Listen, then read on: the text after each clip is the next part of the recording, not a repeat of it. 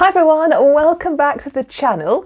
This week we're talking about how long you have to wait for a paper review.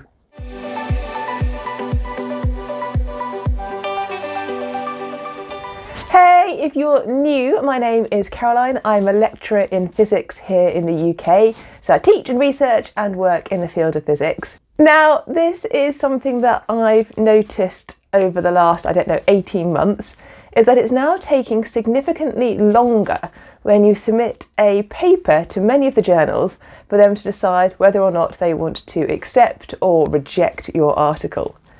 And I guess we can kind of dig in maybe as to why that is, what we can do about it as authors of these journal paper, hopefully papers to be, and actually what we can do about it as reviewers when journals ask us to review publications and how we can help out with the system.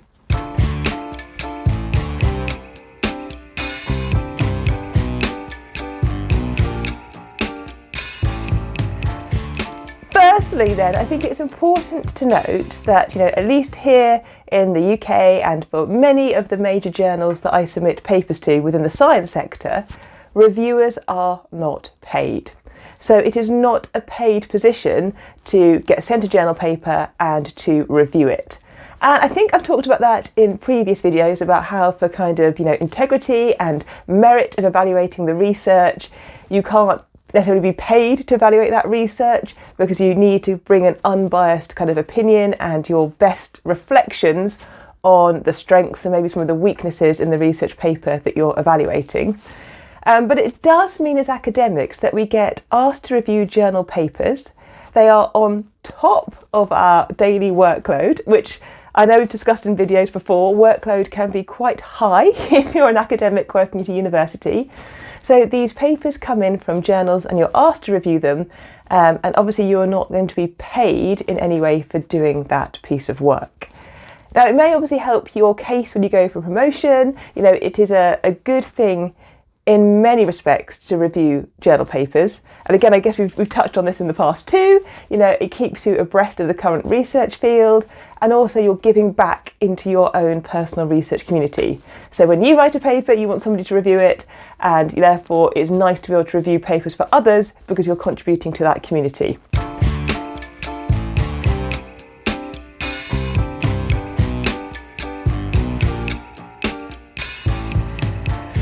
So I guess over the last 18 months, maybe as a community of academics, it's harder to fit these reviews in to our working week. I think, the pandemic has changed how we work.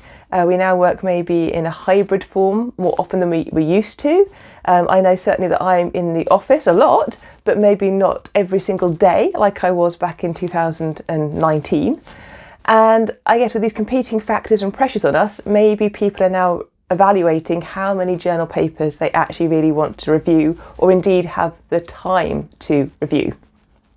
Now, as an author, you want your journal paper to be reviewed as quickly as possible.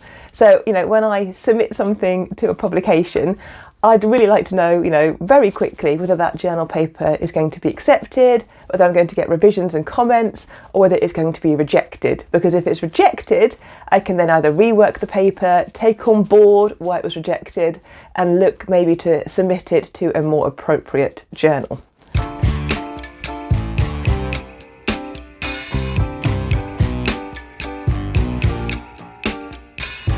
But you can't hurry that review process too much. Somebody receives your journal paper, so the editor of the journal will receive your journal paper application. Then they need to send it out to a number of reviewers, typically at least 2. So 2 people are going to now be sent your paper, but often the editor might need to ask maybe 8 people to get 2 people who reply and say, yes, I can review that journal paper, I have the time to do it. Then those 2 people actually need to review your article. And, articles are sometimes short, 4 pages, sometimes they're long, 8 pages. And they might need to go through the technical details of what you've done or evaluate your contribution to that research community. And, are you adding layers to the knowledge? Are you aligned appropriately to the interests of the journal? Reviewing takes some time. Then they have to send their comments back to the editor of the overall journal. The editor will have to have a look at the reviewer's feedback that has come in, and then we'll have to formulate a decision response to send to the authors of the journal article and let them know the feedback from the reviewers and then the outcome, whether the paper is accepted, minor revisions, major revisions, possibly a resubmission to the same journal or a rejection from that journal. So that whole process is going to take a bit of time, which is why when I submit papers, or when my PhD students submit papers, you have to go into it with the mindset that we are looking here at potentially weeks, months in order for that decision process to be made. And that's fine, but sometimes that decision process takes a bit too long.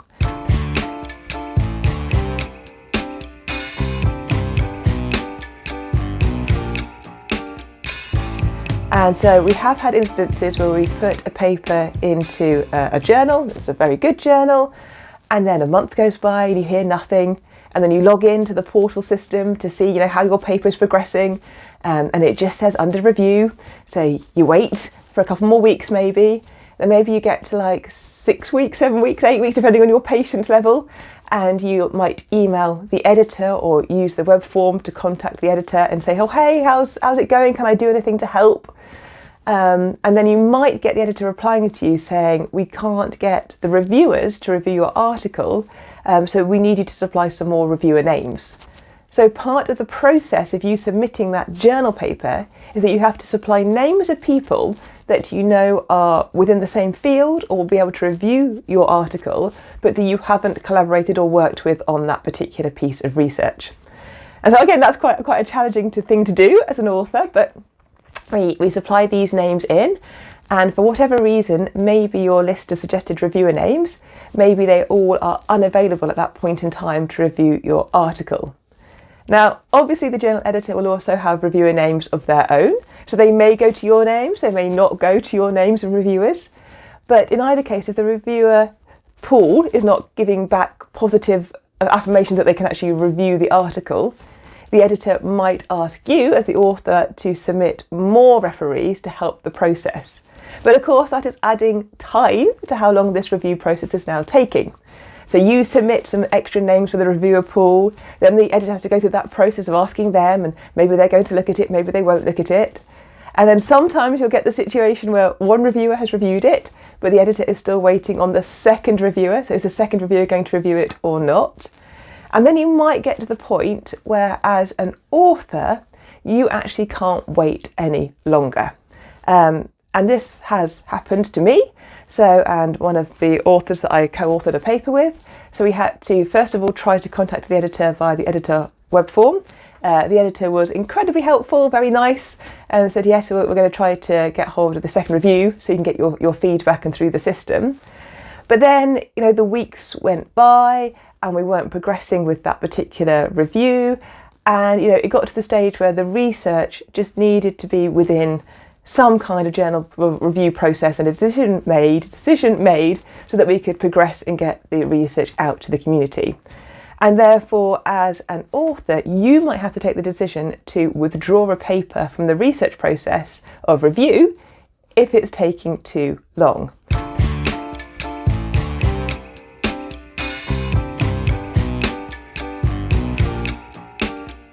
But what you can't have then is the same paper being looked at by two different journals.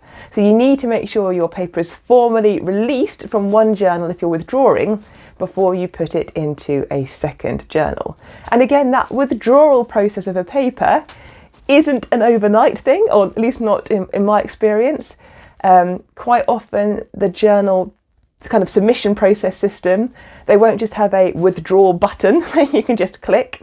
So you have to go through the online help, you have to go and contact the editor, and you have to try to get the editor then to confirm that they have withdrawn the paper, and so that the paper is no longer under consideration at that journal, and then you are then free to submit it elsewhere. So, things take time.